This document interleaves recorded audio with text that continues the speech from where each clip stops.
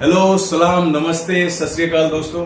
आज आपका इस YouTube चैनल पे मैं बहुत बहुत स्वागत करता हूँ। मेरा नाम है रोहित यादव और आप सभी लोगों को पता है कि मैं बाय प्रोफेशन एक मरीन इंजीनियर रह चुका हूँ। दोस्तों, मैं आज आपको बताना चाहूंगा ये जो आज हम वीडियो बना रहे हैं ये बहुत ज्यादा क्रूशियल और इम्पोर्टेंट क्यों है। दोस्तों, बहुत लोगों को सबसे ज्यादा प्रॉब्लम्स और दिक्कत ये आती है कि मैं बायर कैसे ढूंढूं, मुझे मेरे प्रोडक्ट के लिए इम्पोर्टर कहाँ से मिलेगा। दोस्तों, तो मैं आज बताना चाहूंगा कि आपको बायर किस तरीके से मिलेगा। इसके बहुत सारे अलग अलग तरीके हैं जो आपको बायर मिलेगा। लेकिन इससे पहले दोस्तों मैं आपको चाहूंगा कि आप हमारा पिछला वीडियो देखें, जिसमें हमने एक प्रोडक्ट सिलेक्शन के बारे में एक बहुत अच्छी तरीके से बताया कि आपको प्रोडक्ट सिलेक्ट करने के लिए कौन से क्राइटेरियाज को देखना है, आपके प्रोडक्ट के एचएस कोड के हिसाब से आपको क्या चीजें करनी चाहिए और क्या चीजें नहीं करनी चाहिए। दोस्तों, आप आशा करता हूं कि आपने वो वीडियो देखा होगा, तभी मैं आपको ये वीडियो का जो अहमियत है, जो इम्पोर्टेंस है वो समझ में आएगा। दोस्तों, मैं आज आपको बताना चाहूंगा कि आज का जो टॉपिक है वो है how to find buyers. Buyers को किस तरीके से ढूंढे। दोस्तों, जाहिर सी बात है, बायर्स तो कोई आपके घर चल के आएगा नहीं, आपको इनिशिएटिव लेना पड़ेगा and it is a timely manner that you have to work on it. दोस्तों, मैं आज आपको बताना चाहूंगा कि बायर्स को ढूंढने के लिए सबसे पहला दोस्त आपका इंडियन गवर्नमेंट है। अगर आपको जो एम्बेसीज होती है, ज्यादातर लोगों को यही पता है कि एम्बेसी मतलब कि अगर कुछ भी मेरा वीजा या फॉरेन कंट्री में अगर मुझे कुछ प्रॉब्लम होती है, कोई स्टूडेंट हूं या फिर मान लो मैं बिजनेस के लिए जा रहा हूं या किसी भी चीज के लिए इश्यू होता है, तो एम्बेसी उसी चीज के लिए है। लेकिन दोस्तों, मैं आपको बताना चाहूंगा कि इंडियन एम्बेसी आपका एक ट्रेड पार्टनर है, जिनके अंदर वहां पे एम्बेसी के अंदर एक कॉमर्स जोन होता है, जिसमें आपके लिए सिर्फ आपके प्रोडक्ट को ट्रेड करने के लिए और इंटरनेशनल मार्केट में स्टैब्लिश करने के लिए गवर्नमेंट भी आपका साथ देती है। तो दोस्तों, आइए मैं आपको पहला थोड़ा सा ब्रीफ करता हूं कि एम्बेसी का रोल क्या है और एम्बेसी करता क्या है। तो दोस्तों, सबसे पहले मैं आपको बताना चाहूंगा कि एम्बेसी आपका, जैसे मैंने कहा है कि ट्रेड पार्टनर है। आप अगर अच्छे से एक ईमेल ड्राफ्ट करते हो, जिसमें ईमेल के अंदर आप उनको पॉइंटर्स के माध्यम से बताते हो कि मैं सबसे पहले मेरा ये प्रोडक्ट है, मेरे प्रोडक्ट का ये एचएस कोड है, मेरा ये कंपनी का आईसी है, तो इंडियन एम्बेसी के पास में एक रिकॉर्ड होता है कि ये एक्सपोर्टर्स के पास में ये प्रोडक्ट है और ये इस प्रोडक्ट के लिए ट्रेड के बारे में सोच रहा है।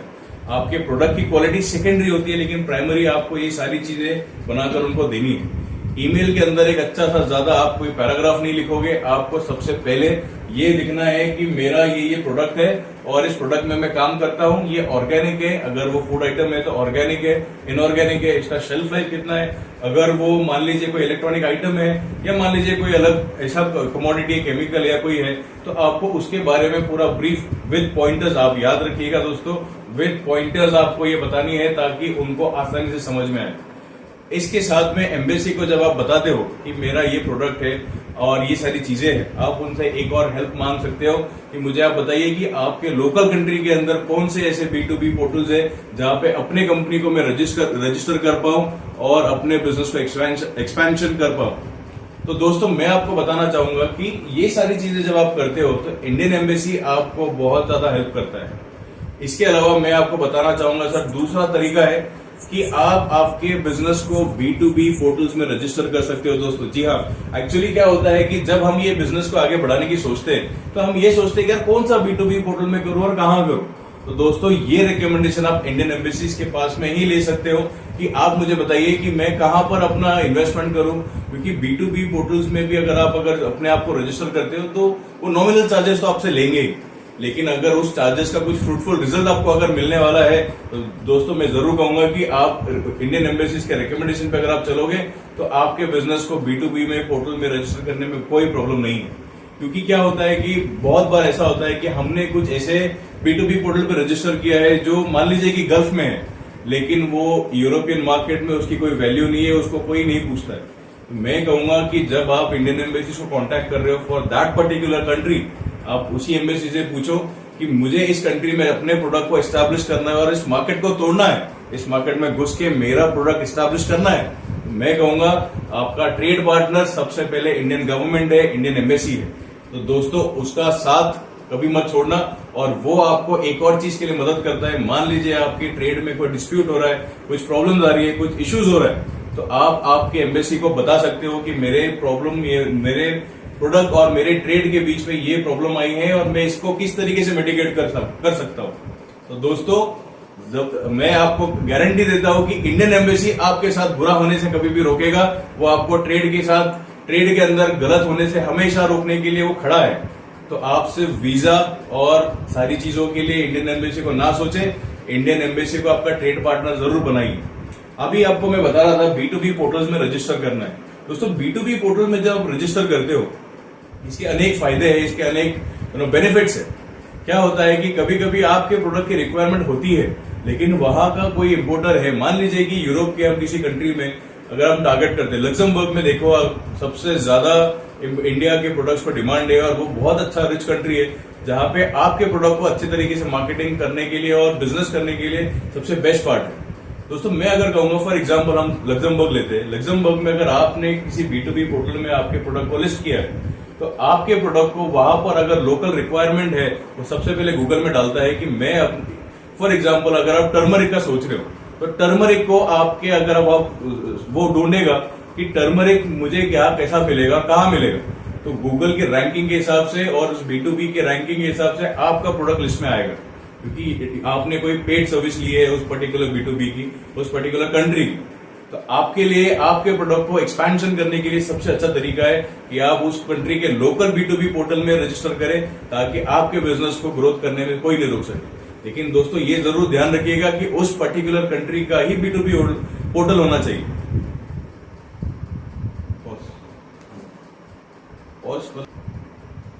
दोस्तों इसके अलावा अगर मैं आपको बताना चाहूं, तो जो चेंबर ऑफ कॉमर्स है वो हर कंट्री में, हर स्टेट में, हर सिटी में होता है,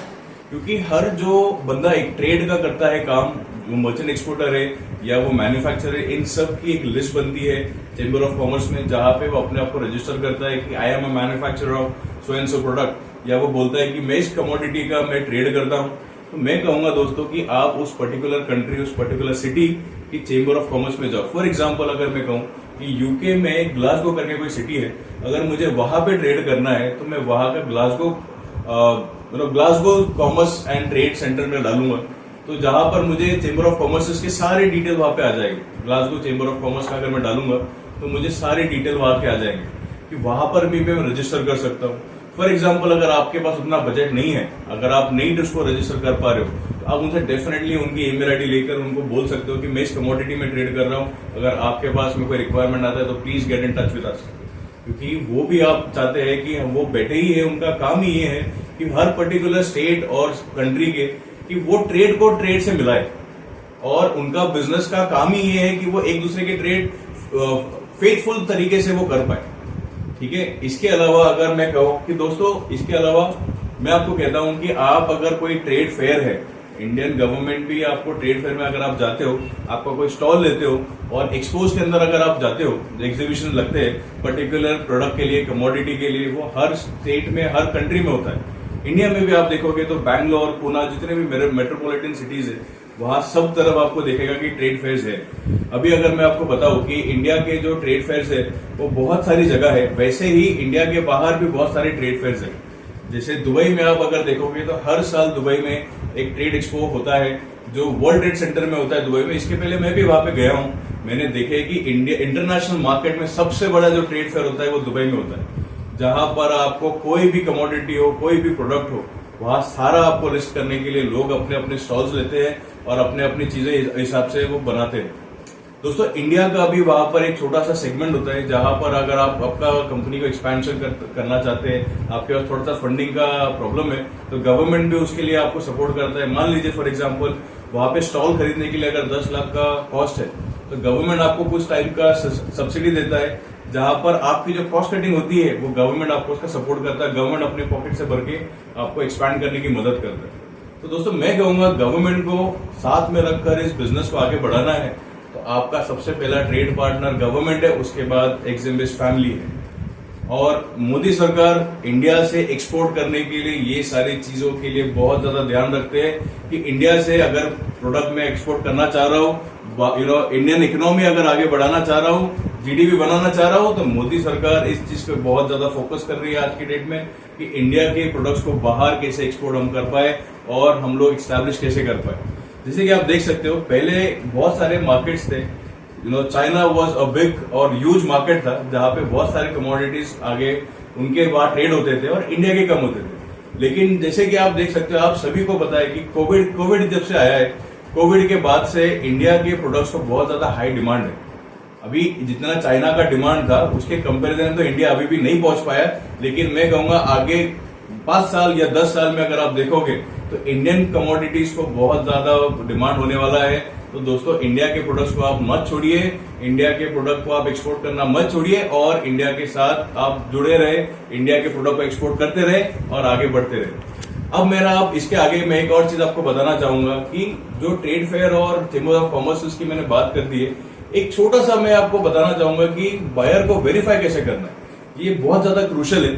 क्या होता है कि जब आपको वेरीफाई करना है, तो जैसे मैंने आपको कहा है कि एम्बेसी आपका ट्रेड पार्टनर है, इंडियन गवर्नमेंट आपका ट्रेड पार्टनर है। आप एम्बेसी को सबसे पहले भेजें कि ये कंपनी मेरे साथ में ट्रेड करना चाह रही है, तो मुझे बताइए कि ये कंपनी ब्लैक लिस्ट है या नहीं है। सबसे पहला आपको वो बताएंगे कि ये कंपनी जेन्युइन है या नहीं है। अगर आपको वहां से फ्रूटफुल रिजल्ट नहीं मिलता है या फिर आधा नॉलेज मिलता है कि इंडियन गवर्नमेंट बोलती है कि आप आपके हिसाब से देखिए, हमारी तरफ से रिसर्च में तो नेगेटिव नहीं मिला। सेकेंड तरीका मैं आपको बताता हूँ, आपका कोई लोकल दोस्त होगा, कोई यार होगा जो वहां पर उस पर्टिकुलर कंट्री में है, तो आप उससे कहना कि आप वहां पर जाइए, वहां पर उसको देखिए कि कंपनी कितनी जेन्युइन है। फिजिकली अगर जाता है आपका बंदा तो आपके लिए वो ज्यादा बेनिफिशियल है। अगर आपके पास में कनेक्टिविटी नहीं है तो आप हमारे साथ भी जुड़कर वेरिफिकेशन करवा सकते हो। हमारा ट्रेड नेटवर्क लगभग 16 कंट्री में है।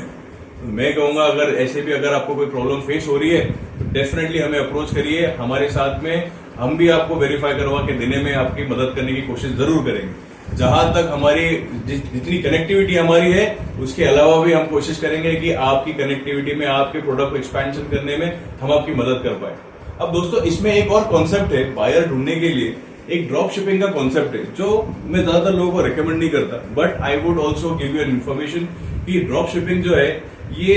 ऐसे लोगों के लिए है जिनका बजट कम है, जिनके पास में एक्सपेंशन करने के लिए अपने चीजों को सोचना पड़ता है और एक्सपोर्ट करने के लिए वो ज्यादा बल्क क्वांटिटी में पैसा नहीं लगा सकते। तो दोस्तों ड्रॉप शिपिंग कॉन्सेप्ट होता क्या है? बेसिकली मान लीजिए एक प्लेटफॉर्म है, ऑनलाइन प्लेटफॉर्म है, मान लीजिए अमेजोन को हम एग्जांपल के तौर पे लेते हैं। अमेजोन में अगर मैंने टारगेट किया है, फॉर एग्जांपल लंदन में मेरे को अगर वो प्रोडक्ट भेजना है, तो मैं यहाँ से बैठे बैठे लंदन में भेज सकता हूँ with the mode of Amazon. होता क्या है कि मैं अगर अमेजोन के अंदर एक अपनी कंपनी को ड्रॉप शिपिंग में रजिस्टर करता हूँ, तो मुझे फॉर एग्जांपल 30,000 का मेरा मटेरियल है, मेरा बजट 30,000 का है, मैं 30,000 का कुछ कमोडिटी यहाँ से लेकर अमेजोन के वेयरहाउस में लंदन के हब में रख सकता हूँ। वहां पर जैसा उनको ऑर्डर आता है, तो यूके के कितने भी पार्ट में, अगर किसी भी पार्ट में अगर ऑर्डर आता है, मान लीजिए नॉर्थ यूके से आता है, स्कॉटलैंड से आता है, मे बी इंग्लैंड में ही कहीं आता है, तो ये प्रोडक्ट अमेजोन मेक श्योर करता है कि वहां पर उनको डिलीवरी हो विद पर्टिकुलर टाइम फ्रेम। उस चीज का अमेजोन अगर आपने फॉर एग्जांपल 30,000 का जो भी आपने कमोडिटी आपका है, आपने वहां पर उनके वेयरहाउस में भेज दिया, तो अमेजोन आपको एक नॉमिनल चार्ज करता है कि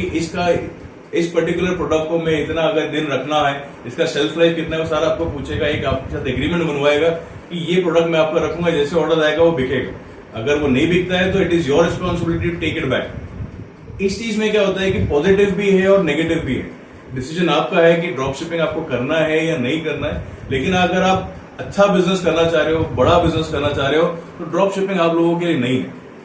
बेसिकली क्या होता है कि ड्रॉप शिपिंग में इसमें कॉन्सिक्वेंसेस है बहुत सारे जो लोग नहीं बताना चाहते और नहीं बता पाते, क्योंकि जो फेस करता है उसको पता है कि ड्रॉप शिपिंग में कॉन्सिक्वेंसेस क्या है। तो मैं डेफिनेटली आपको रेकमेंड तो नहीं करूंगा, लेकिन अगर आपको करना है तो that is your particular choice. इसके अलावा मैं आपको बताऊंगा कि बायर के अंदर जब आप ढूंढना चाह रहे हो तो गूगल के माध्यम से भी आप ढूंढ सकते हो। वो कैसे मैं आपको बताता हूँ। दोस्तों जब गूगल के ऊपर आप देखते हो कि इंपोर्टर को कोई ढूंढना है, वेरीफाई करना है, तो सबसे पहले आप उसकी वेबसाइट देखते हो, उसका ईमेल आईडी देखते हो, उसका एड्रेस देखते हो, वेरीफाई करते हो, आपके दोस्त को भेजोगे। जब आप उसको गूगल पे ढूंढ रहे हो तो किस तरीके से ढूंढना है ये आपको मैं बताता हूँ। मान लीजिए कि मेरे को यूरोपियन कंट्री है, ठीक है, अगर मैं जर्मनी में मुझे को कहीं पे वो एक्सपोर्ट करना है, मान लीजिए कि मैंने अगर सोच लिया है कि जर्मनी की मेरे को पर्टिकुलर कोई सिटी है, वहां पे मुझे टारगेट करना है, तो आपको गूगल पे उस पर्टिकुलर सिटी का नाम लिखना है, उसके आगे लिखना है कि मेरा ये प्रोडक्ट है। तो प्रोडक्ट का मान लीजिए कि टर्मरिक अगर आप कर रहे हो तो टर्मरिक इन बेल्जियम आपको डालना है, जहां पर आपको दिखेगा कि बेल्जियम में टर्मरिक के कौन कौन से बायर्स है। थोड़ा सा डीप जाना पड़ेगा और डीप जाने के बाद आपको समझ में आएगा कि बेल्जियम के अंदर कौन कौन लोग हैं जो टर्मरिक में ट्रेड कर रहे हैं। आप डायरेक्टली उनको गूगल पे ही लिस्ट निकाल कर उनको अप्रोच कर सकते हो, उनसे बात कर सकते हो कि मेरे पास भी ये प्रोडक्ट है, इसका कंज्यूमर कंटेंट इतना है टर्मरिक में मेरे पास ये क्वालिटी है, ये मेडिसिन यूज के लिए आता है, ये होम यूज के लिए है, ये जो भी यूज के लिए होता है आप उनको ये बता सकते हो, ठीक है। और उसके माध्यम से आपको भी वहां से ऑर्डर्स मिलने के चांसेस होते हैं। तो दोस्तों ये सारी तरीके के अलावा इसमें कुछ ऐसा भी चीज है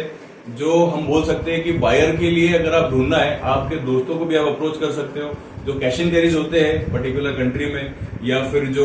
there are so many supermarkets, आप उनको टारगेट कर सकते हो, उनकी भी डिटेल्स आपको गूगल पे मिल जाएगा। इसके अलावा जो डेटा होता है जो आप जनरेट करते हो, जो नॉमिनल डेटा है, जो ट्रेड होता है, उनका डेटा आप इस्तेमाल कर सकते हो और आपके बिजनेस को एस्टैब्लिश कर सकते हो। दोस्तों इसमें मैं आपको एक चीज जरूर कहूंगा कि जब भी आप किसी बिजनेस को आपके बायर के साथ में डील करना चाह रहे हो, बायर ढूंढ लिए, बायर मिल गया, बायर के साथ जब ट्रेड करते हो, तो दोस्तों पेमेंट टर्म्स के ऊपर आप एक बार स्टडी जरूर करिएगा, क्योंकि ज्यादातर प्रॉब्लम यही होती है कि बायर मिलने के बाद में आदमी, जब बायर आपको बोलेगा कि मेरे को ये और ये पर्टिकुलर पेमेंट टर्म में काम करना है, ये शिपिंग टर्म में काम करना है, दोस्तों आपकी वो ट्रेड हो नहीं पाएगी। और बायर मिला नहीं, ये तो कहानी होती नहीं है, क्योंकि बायर मिलने के बाद में जब टर्म्स एंड कंडीशंस आपको पता ही नहीं है तो आप ट्रेड कैसा कर पाओगे। तो दोस्तों मैं आपको ये हर बार आपको बोलूंगा कि पहले नॉलेज पे आप फोकस करो। अगर आपके पास नॉलेज है तो एक्सपोर्ट का बिजनेस एस्टैब्लिश करने के लिए आपको कोई नहीं रोक सकता। अगर आप नॉलेज नहीं लोगे और कहोगे कि मुझे बस बायर दे दो, मैं अपना काम कर लूंगा, तो दोस्तों मैं आपको चैलेंज के साथ कहता हूं आपका बिजनेस कभी नहीं होगा। दोस्तों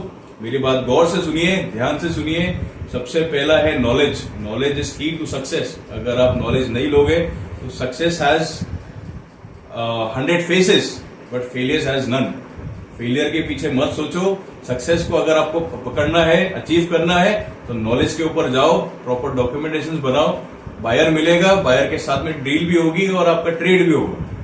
तो दोस्तों ये सारी चीजें आपको ध्यान में रखकर, ये सारी चीजें आपको याद रखनी है कि किस तरीके से मैं ट्रेड करूं, बायर कैसे ढूंढूं और कैसे अपने बिजनेस को आगे बढ़ाऊं।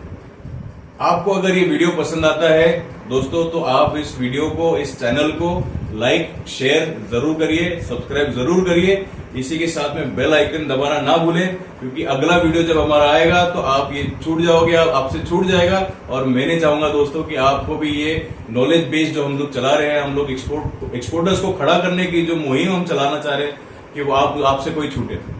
दोस्तों हमारे चैनल के माध्यम से हम कोशिश कर रहे हैं कि मैक्सिमम एक्सपोर्टर्स हम लोग स्टैब्लिश कर पाए, खुद का बिजनेस खुद करें, किसी और पे डिपेंड ना रहे। इंडिपेंडेंट भारत, आत्मनिर्भर भारत बनाने का हमारा जो सोच है, विचार है, मोदी जी की तरह हम लोग भी उसको आगे बढ़ाने की कोशिश कर रहे हैं। दोस्तों हमारे चैनल को जरूर सब्सक्राइब करिएगा और धन्यवाद दोस्तों।